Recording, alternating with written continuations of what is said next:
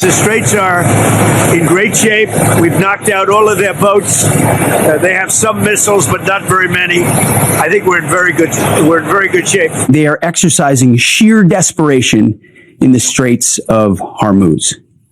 Something we're dealing with. We have been dealing with it, and don't need to worry about it. It's Ken Harbaugh with the Midas Touch Network. No need to worry about it. That's the message from the Secretary of Defense about the closure of the Strait of Hormuz as oil hovers at $100 a barrel.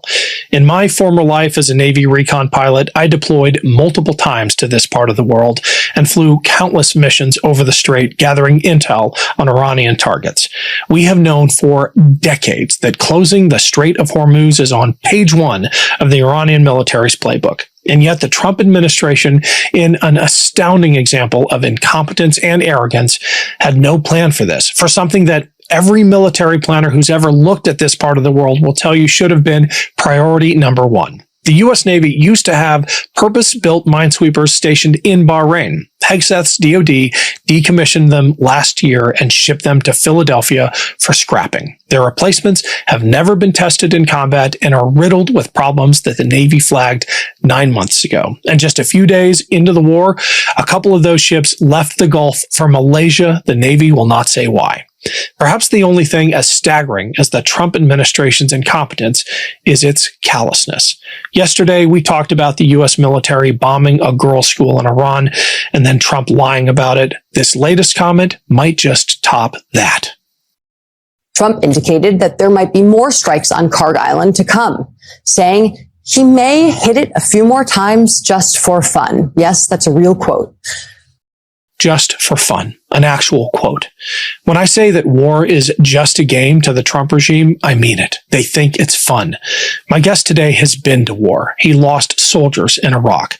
I've known Fred Wellman for almost 2 decades. In addition to being a fellow Midas Touch host, Fred is a West Point graduate, a Ranger qualified Army aviator with 4 combat tours, and now a Democratic candidate for Congress in Missouri's 2nd District. Here's our conversation. Fred Wellman, always great to see you, man. You got a hell of a race on your hands down there in Missouri, and we'll get to it. But I want to talk about this ridiculous and obscene warrior cosplay coming out of the White House. I think the most public example is this war porn that the White House is producing. I don't know who there thinks it's cool, but it's not someone who's been to war. Right. And then you have the people in Trump's orbit, like your buddy Mark Wayne Mullen. And I'm going to flash this epic, historic tweet up on the screen here back in the Signalgate days, which seems like a lifetime ago, right? I know, right? That 9 months. Scandal That was 9 months ago. That should have ended. Yeah. That should have ended Pete Hegseth's god-awful reign there. And instead, we have this bloodlust coming out of the Pentagon, cheered on by the White House social media accounts. And it's animated by all these dudes who think that war is a video game. Right. As an actual warrior, as you flew Apaches, right? 64. Scouts 4 Apaches, and then Blackhawks. So I was a scout during Storm. Okay. Man, how do you react? Well, I mean, I think we have to start first, too, by doing something that Pete Hegseth didn't do this morning in his press conference. The first thing you and I need to acknowledge as veterans is that last night, it looks like we lost 6 more of our service members, 6 more Air Force people in what looks like a crash, an accident of a KC-135. Right now, there's 6 more families mourning the loss of their members, trying to figure out what to do with their lives.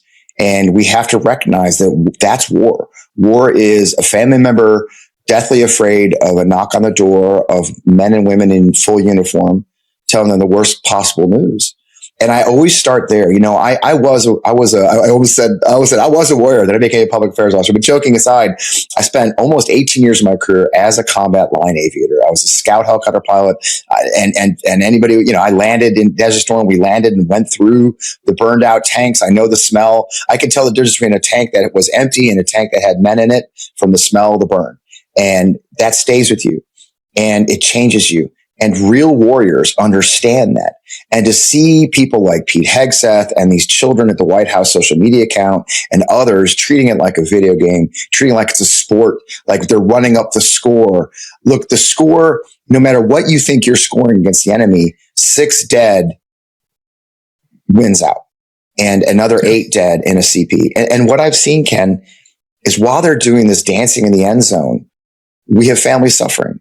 We're finding out the truth. We find out that the men and women who died in the attack on the CP in Kuwait were in an unprotected command post that had no overhead cover, that they had warned higher up, hey, we're against the people. We've been in a drone. You know better than anyone you've been to Ukraine. I have not been to Ukraine.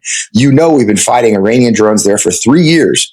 How do we go to war with the country that made those drones and place our service members in a combat zone against that enemy without overhead protection from drones? And this is why I have a simmering rage about Pete Hegseth, because this is on him. This was his job. His job was to prepare for this war. His job was to coordinate with our allies. For example, within a day of that, we had 3 F-15s get shot down by a Kuwaiti F-18, a friendly fire. Again, it's the Secretary of Defense's job and his staff to coordinate with our allies. So again and again, what I see is the most abysmal failure that is costing us lives and treasure from Pete Hegseth. And what does he do? He goes on TV and brags about how we're killing mercilessly and unconditional surrender. And it just reeks of a bloodthirstiness that is, I don't want to say, I can't find the words. Inappropriate just doesn't do it. It's sickening. And I've buried men. I lost men in combat 35 years ago. A month ago, my first 2 men died in combat when their 58 didn't return. Their OH-58 didn't return from my new mission. I live with that to this day. I don't think Pete Hegseth has any weight on his shoulders in any way of the men and women that have died in this war. He doesn't feel anything about that. And that should scare the American people 1,000 times more than anything else going on in that room. The fact that the man who sent these men and women to die doesn't care. It's Ken Harbaugh. What you're about to see in this trailer for the upcoming Midas Defense documentary, Drone Hunters of Kherson, is real combat footage shot by me and my crew in Ukraine.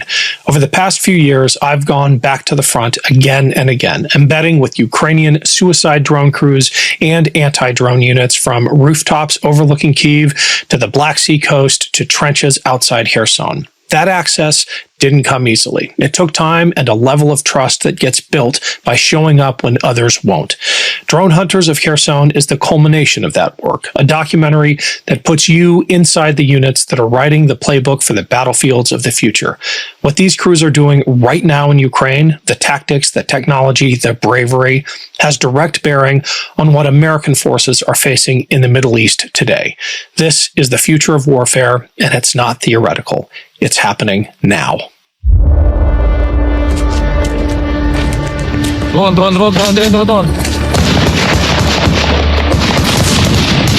The contest between who gets who first. Do they get the drone, or does the drone get them?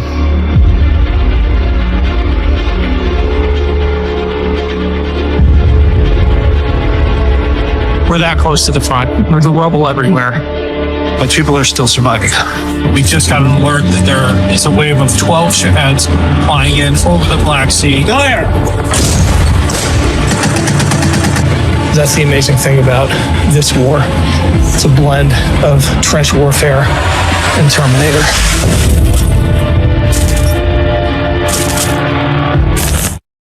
Well, Donald Trump certainly doesn't seem to bear any of that weight. You talked about dancing in the end zone as people are dying. Donald Trump is literally doing his idiotic dance at Mar-a-Lago as American service members are downrange risking their lives. We're going to find that clip and roll it here.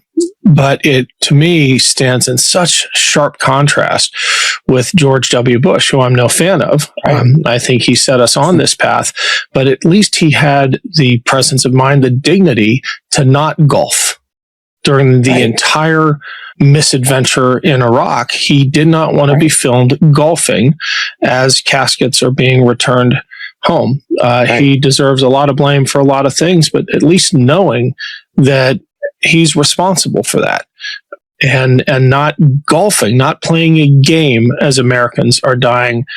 This regime, the Trump administration and Donald Trump in particular, have you get zero sense that they understand that burden at all. Exactly. And I've been saying a lot in the speeches lately. I had the honor here, as I'm running for Congress, I was invited to speak to the awards ceremony of our local Civil Air Patrol about my leadership experience. And I tossed out my entire speech as this war was getting ready to unfold. And I said, you as young leaders need to understand that when we talk about the burden of leadership, it's a real thing. There's a term, the mantle of leadership. I actually looked it up. A mantle is actually a heavy robe. It comes from the Bible. That ancient leaders, ancient clerics would wear as a heavy robe, and it felt heavy. That the burden of leadership for me is a heavy weight. And I look back at Hal and Mike, my two men that were killed 35 years ago. I look back at Dr. Muhammad, my partner in Iraqi, who was murdered in the clinic I built for him in 2011. I look back at all the things, the decisions I made as a leader, and I feel like we should have people who feel the weight of leadership. That it should be a burden. I want men and women. I want to send I have a son-in-law who's still in the National Guard. I have a son who's a veteran. I want to know that they're in the hands of people who feel the burden of the decisions they'll make. And I don't feel like Donald Trump or Pete Hegseth, or frankly, what I call the Republican doormat Congress. Harry Truman is a Missouri guy. He had the do nothing Congress. We have a doormat Congress who simply sits there and gets walked over by Trump.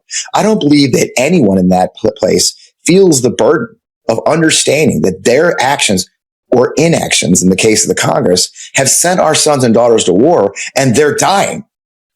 And even worse, that have no sense of the fact that there's people on the other side dying. They've dehumanized the Iranian people so much that they're crowing about killing. They're crowing about like a bloodthirstiness. Lindsey Graham, John Fetterman, a Democrat, saying, I'm glad we killed them. We should kill more. These are still human beings. And when we get to a point what bothers me so much, Ken, is in the same speech, in the same press conference where Pete Hegseth is talking about killing and we're going to wipe them out, these bloodthirsty terms, he ends it with a prayer to God. Like, wait a minute.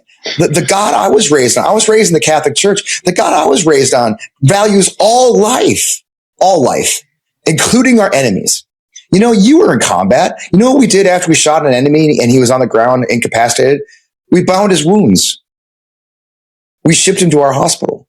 We did that. We took care of them. I know of friends who took care of civilians and enemy soldiers under fire and evacuated them under fire from his comrades, because that's who we are as American soldiers. That's who we are as a moral nation. And to see the people who lead us with this bloodthirsty bloodlust against people who turn them into cartoon characters, literally in videos, it's disgusting. And the American people should be disgusted by this. And if they think our service members are getting off on this, they don't know service members for real. Maybe there are, there's always these guys, the tough guys, the bros who get off on this stuff.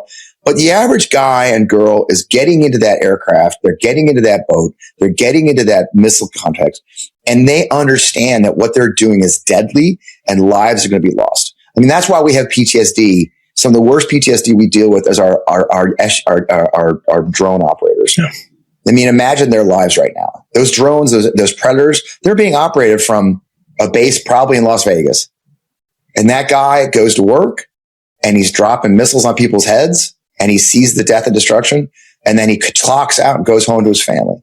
Can you imagine that life?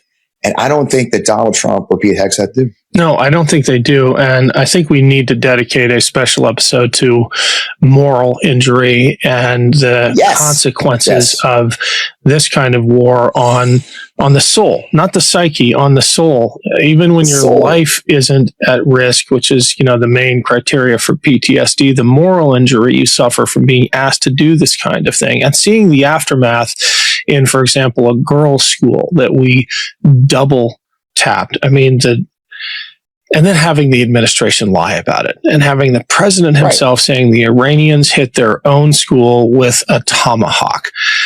I think the damage to American credibility from this war is going to last generations. I mean, we've already had so much we've had to clean up after Iraq, after Afghanistan. This takes it to a whole new level with the president himself outright lying, not out of confusion or lack of information, but just blatantly, brazenly lying because he lies like he breathes. And even Hegseth couldn't countenance that lie standing over his shoulder. He at least said, we're investigating it.